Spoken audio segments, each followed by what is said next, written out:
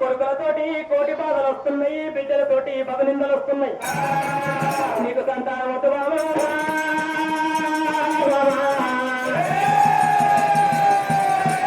నీకు కోటి బాధలు వస్తాయే.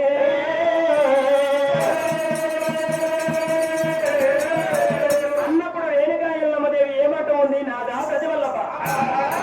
ఉన్నప్పుడేమో మంచిగా ఉంటా, చెల్లిపోయిన నాడు నాకు మోయ నీకి నలుగురు కుమారుడు కావాలి, ఏడవనికి ఒక ఆడవిల్ల కావాలయ్యా, అది నా సంతానం సంతానం కావాలి.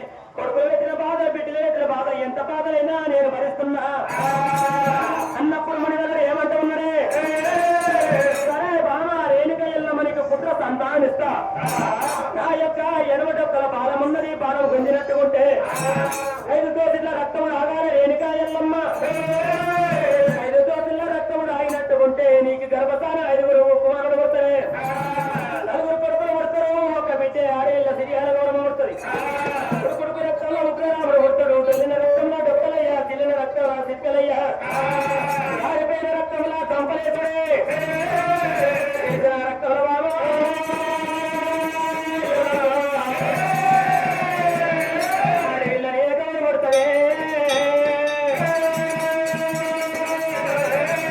చెప్పిన సమకాలమందు రేణుక ఎల్లమ్మ